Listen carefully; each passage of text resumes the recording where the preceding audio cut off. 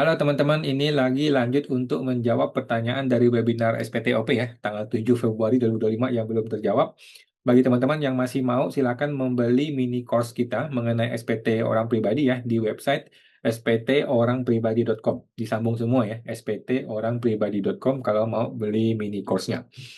Oke, kita akan lanjut menjawab pertanyaan yang belum terjawab. Izin tanya kok, kalau UMKM eh, dan pekerjaan tetapi A1-nya nggak ada, nggak muncul di konteks bagaimana kok? Oke, satu, jika Ibu pegang A1-nya, maka boleh di input manual. Oke, jika tidak pegang A1-nya, maka perlu minta dahulu ke pihak perusahaan. Oke, barulah di input manual. Nah, jika memang selama ini tidak dipotong oleh kantor PPh 21-nya, maka tidak ada bupot, ya, tidak ada bupot, dihitung langsung di SPT tahunan ini. Oke, sedangkan yang UMKM itu bayar PPh final UMKM 0,5% seperti biasa ya, setelah 500 juta. Oke, thank you Bu Mary, semoga terbantu. Lanjut Bapak Admin, saya karyawan dan kegiatan usaha. Oke, harga jual kurangin harga beli adalah penghasilan neto.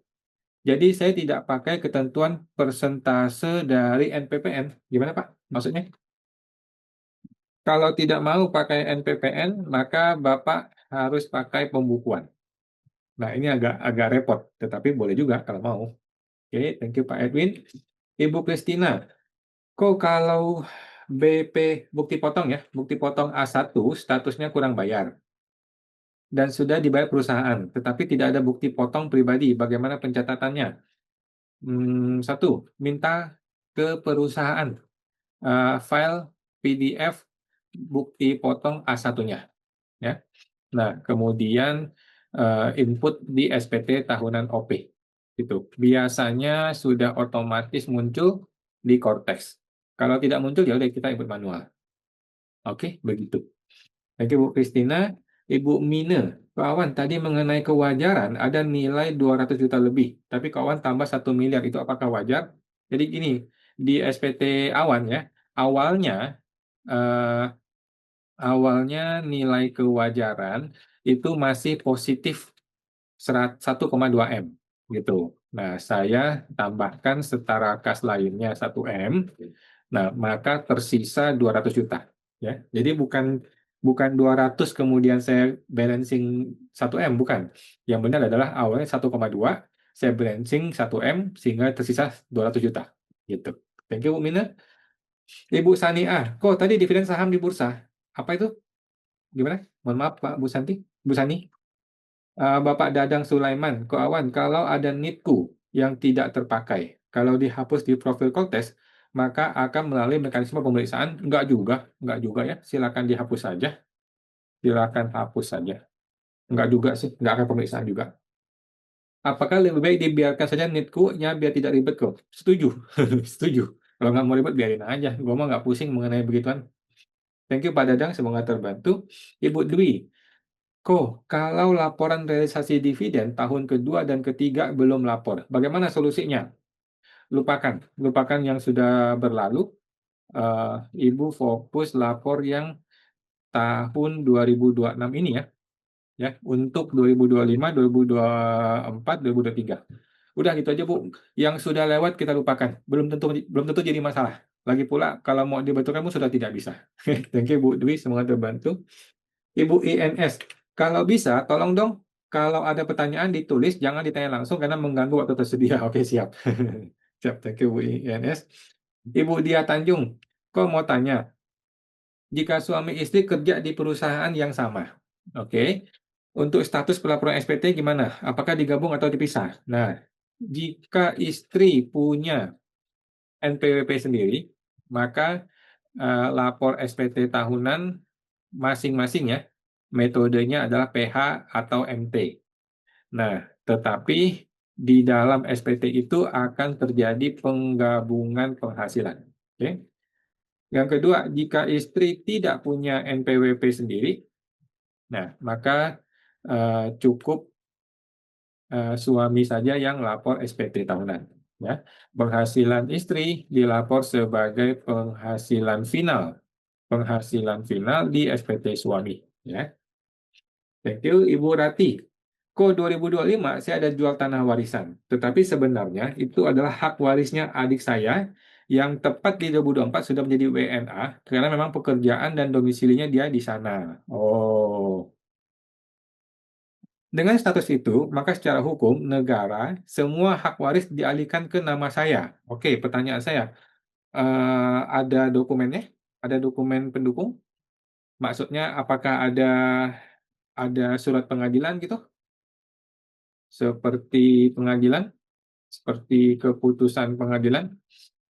Karena ibu nggak bisa nih tiba-tiba mengklaim mentang-mentang adik pindah ke WNA, maka semua harta dia mau ibu ambil alih sebagai warisan. Nggak bisa.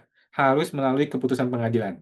Oke, supaya sah nih, supaya ibu menjadi sah memiliki warisan tersebut. Hanya secara hukum agama ya tetap hak adik saya. Oh, nggak masalah.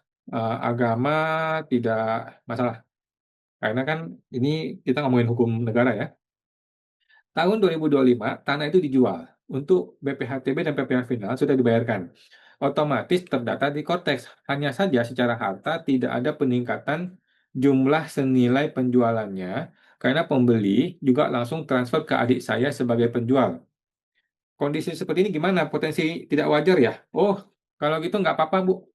Nggak apa-apa, Bu. Ini sudah benar. Ini sudah benar. Ini mah namanya tidak ada perpindahan waris.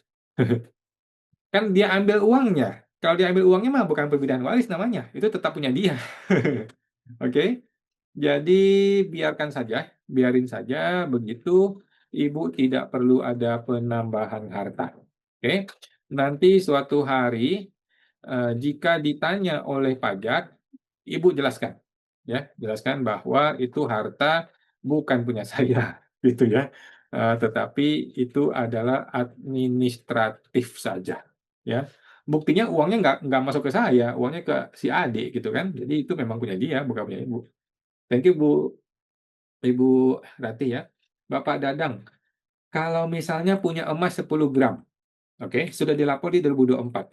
Tahun 2025 dijual 50 gram dari 100 ya. Berarti kan pelaporan DCI tahunan 2002 tahun di SPT tetap tahun perolehan 2024 tetapi keterangan 50 gram. Betul, betul. Yes, begitu Pak. Thank you Pak Dadang. Bapak Marver Channel, Koko pembukuan setara kas maksudnya apa? Maksud pembukuan sertel kas gitu ya. Sertel kas itu maksudnya eh, ikuti arus uang gitu. Barulah kalau ada uang masuk barulah diakui penghasilan. Kalau ada uang keluar barulah diakui beban. Kalau sertel akrual itu jika terbit invoice maka diakui penghasilan walaupun uangnya belum masuk. Ya, ini prinsip accrual.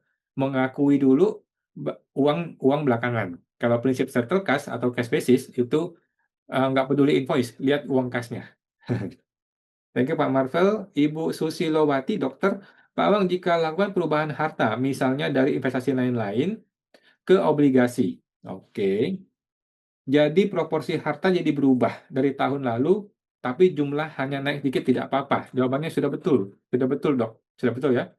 Jadi harta itu berubah-ubah nggak ada masalah. Tahun lalu mobil, sekarang jadi motor. Tahun lalu rumah, sekarang jadi deposito. Tahun lalu ada deposito, sekarang jadi obligasi. Terserah mau campur aduk. Yang penting totalnya. Nah, kalau saya selalu melihat totalnya. Bapak Ardi, kalau asuransi sudah saya tulis jumlah total pertanggungan. Tetapi menurut kawan harus ditulis premi ya. Nah, kalau saya ganti nilainya menjadi nilai premi, apakah masalah asuransi dimulai 2022? Saya rasa nggak apa-apa, Pak. Nggak apa-apa. Ya. Boleh saja, boleh saja ya diubah ke nilai yang benar. Ini kan berarti turun ya. Ini akan menjadi turun. Nah, nggak apa-apa. Kalau turun nggak apa-apa. Kalau naik baru kita mesti mikir naiknya itu dari mana. Kalau turun mah nggak apa-apa.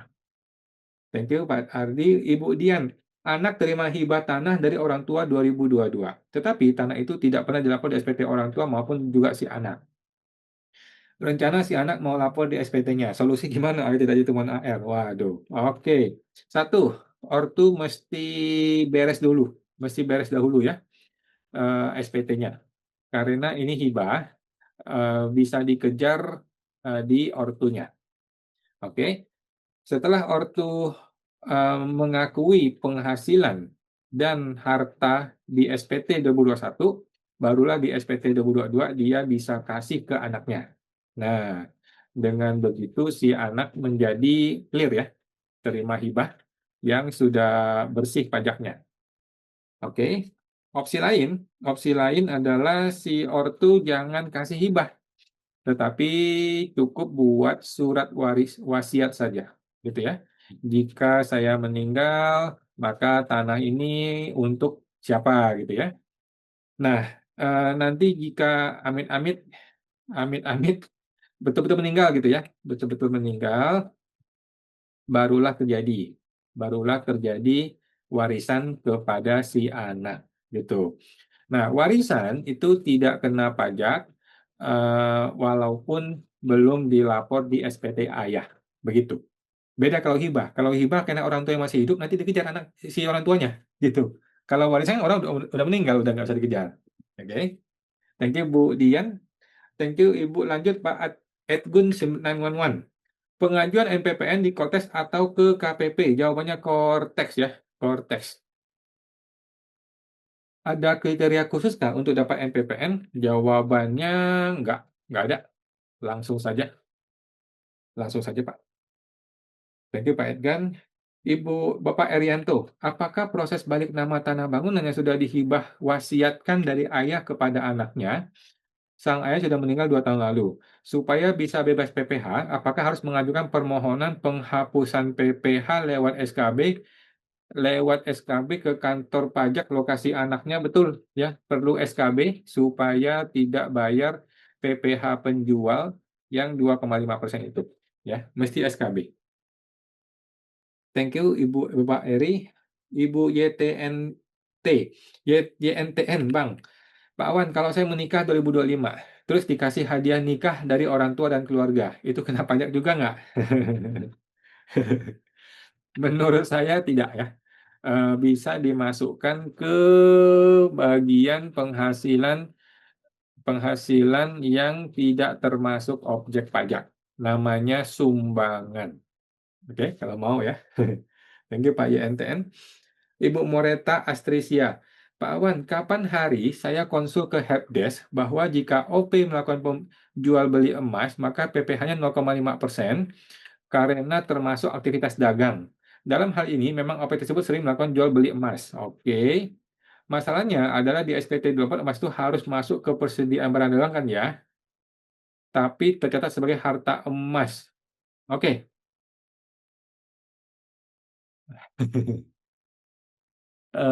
Tidak ya, tidak. Si AR-nya salah. Gitu aja ya. Walaupun pedagang emas itu tidak ya. Walaupun pedagang emas tidak pakai metode 0,5%. Pedagang emas itu menggunakan metode PPh lain dan itu pun tidak final. Setahu saya begitu. Lupa gue. Oh, pakai final ya.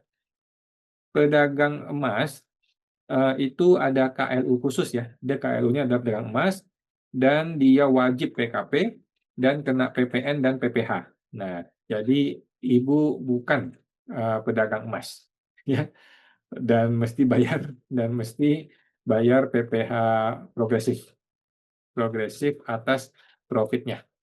Gitu sih Bu kalau pemahaman saya. Thank you Bu Mereta. Ibu Liana, satu, saya ada saham di perusahaan belum masuk ke daftar harta. Di konteks apakah perlu lapor? Jawabannya perlu, Bu. Perlu ya. Sudah tidak ada perbedaan pendapat mengenai ini. Yang namanya harta ya perlu dilapor, gitu ya. Saya ada kasih hutang kepada perusahaan, tidak ada terima pendapatan bunga. Oke. Ini bisa jadi bahan pertanyaan tulis pajak nggak kok? Jawabannya bisa. Bisa ya. Usahakan tidak ada hutang piutang dengan perusahaan tempat Ibu bekerja. Atau maksudnya direksi gitu ya, Ibu sebagai direksi. Kalau memang perusahaan itu butuh uang, maka Ibu setor sebagai tambahan setoran modal saja, ya. Ubah akte notaris. Akte notaris, dengan menambahkan modal saham baru, ya. Jangan hutang piutang. Kalau hutang pemegang saham, biasanya ada resiko, bunga atas pajak atas bunga ya, pajak atas bunga. Jadi agak resiko. Thank you, Bu Liana. Bapak Muhammad Asyadiko bertanya, istri dan suami selama ini lapor SPT pisah MT. Ada rumah atas nama istri, oke, tetapi dilapor di SPT suami. Jawaban saya nggak apa-apa, ya, nggak masalah. Rumah tersebut dibeli dari ibunya istri sesuai NJOP. Tapi yang terlampir di PBB hanya tanahnya saja. Itu bagaimana pelaporannya?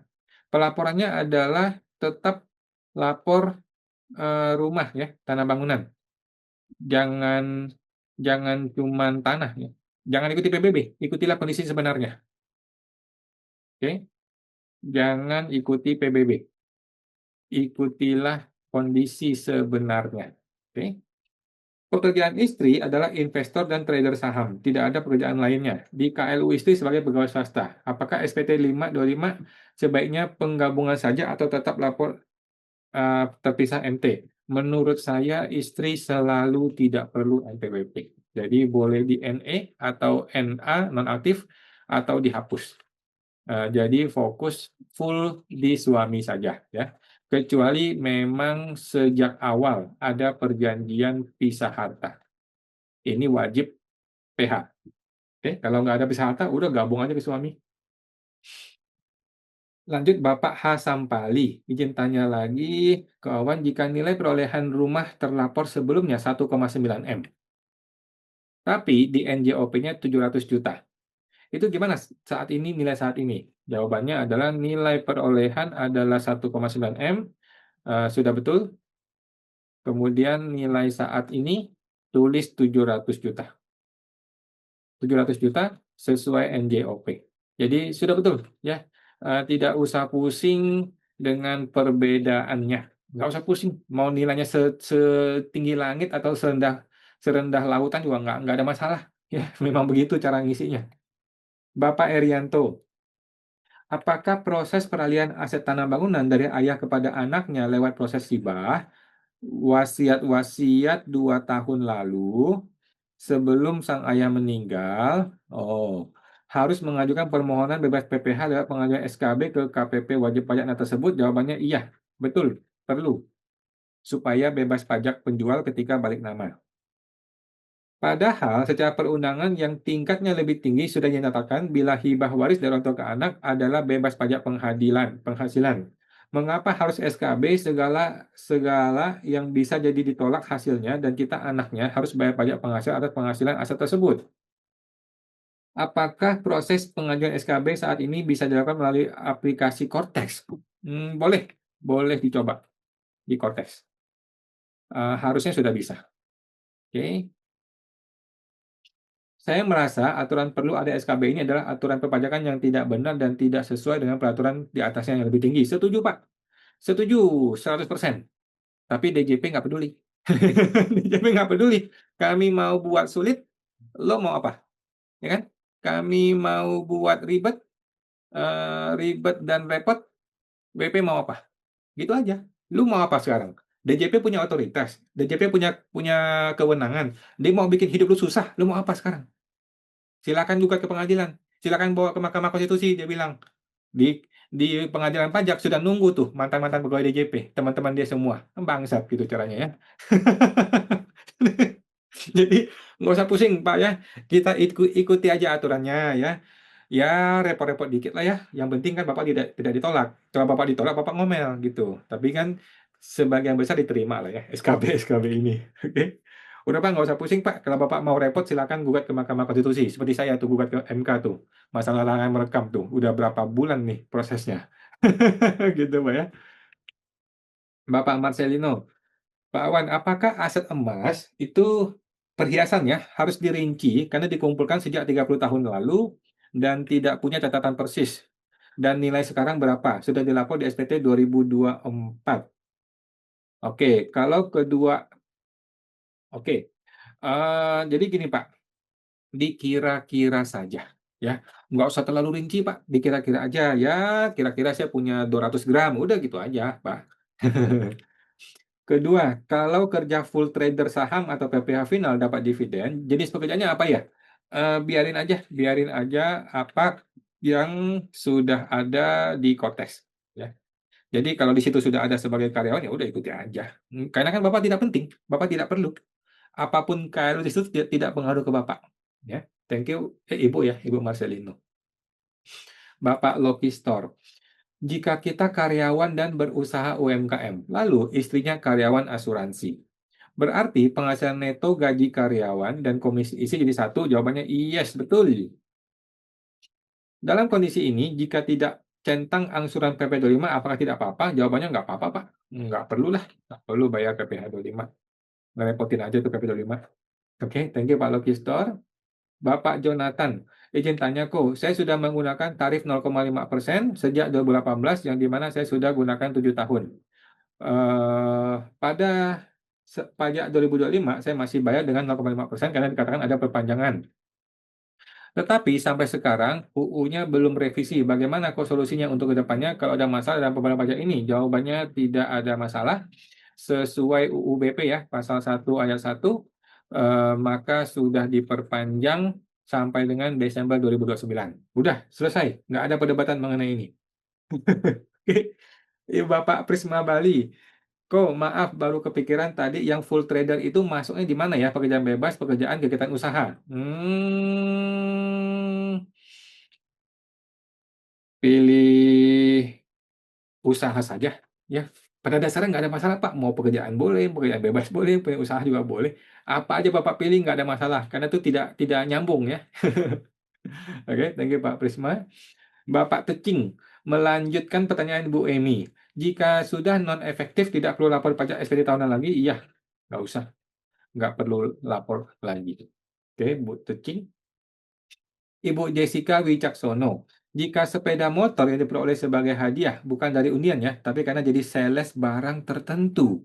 Setelah 5 tahun, itu kemudian dibalik nama atas nama pribadi. Dan selama ini belum pernah dilapor. Bagaimana pelaporan untuk SPT sekarang? Waduh, hadiah bukan undian. Oke, em, ini adalah hadiah, Bu ya. Ini hadiah ya.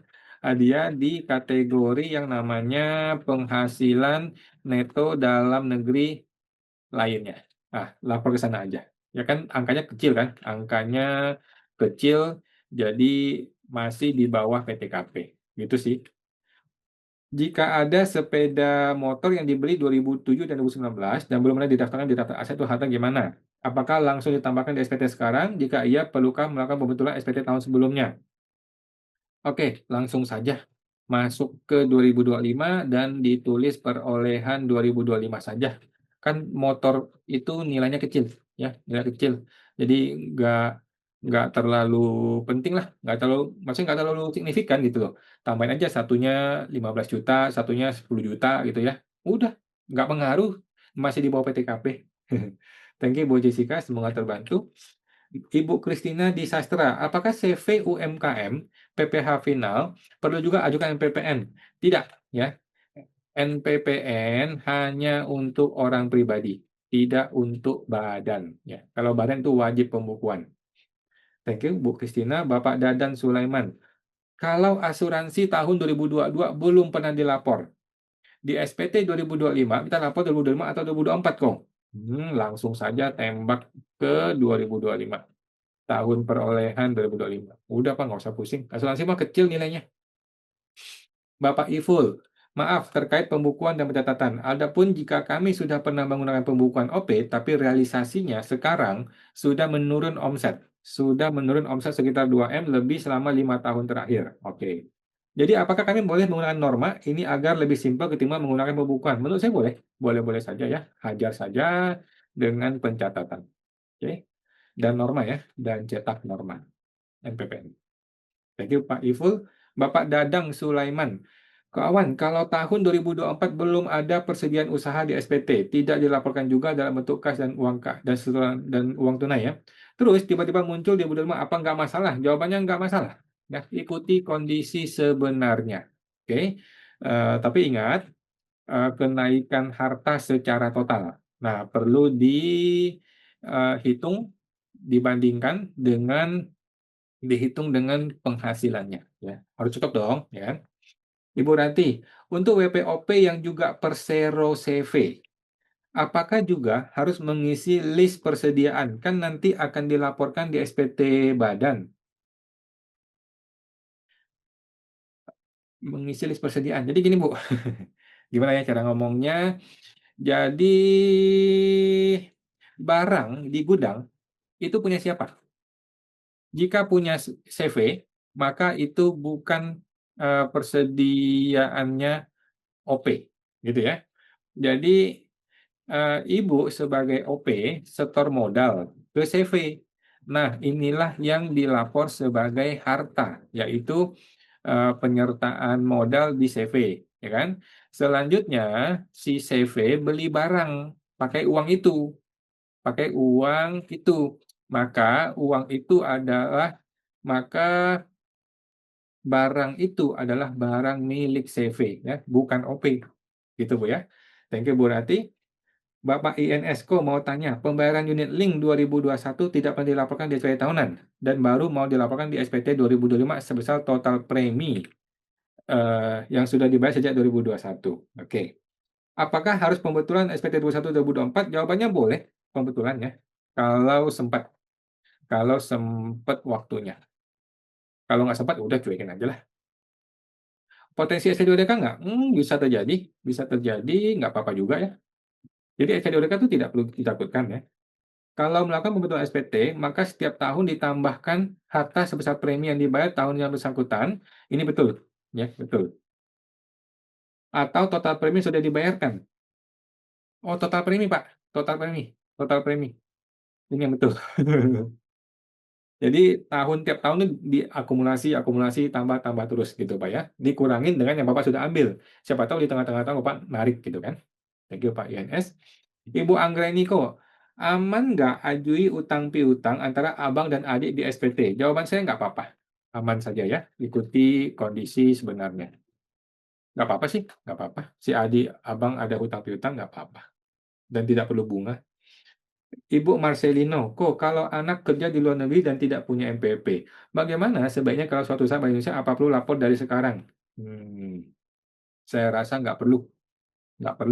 Nanti saja kalau dia benar-benar pulang ke Indonesia, maka buat MPWP nanti dan lapor semua harta dia, gitu. Dan tulis penghasilan yang tidak termasuk objek pajak karena berasal dari luar negeri ketika dia masih subjek pajak luar negeri. Udah gitu aja Bu. Belum tentu dia pulang ke Indonesia ya. Dan ketika dia mau pulang, belum tentu Indonesia masih ada. Jadi nggak usah pusing. Oke teman-teman. Itu dulu sementara ya. Kita akan lanjutkan lagi di video berikutnya untuk menjawab pertanyaan. Teman-teman yang masih mau silakan beli mini course SPT orang pribadi kita. Ada tutorialnya, ada juga rekaman webinar dan juga pertanyaan-pertanyaan seperti ini dijawab dan juga ada grup-grup untuk komunitas kita. Oke teman-teman, sampai jumpa, semoga terbantu.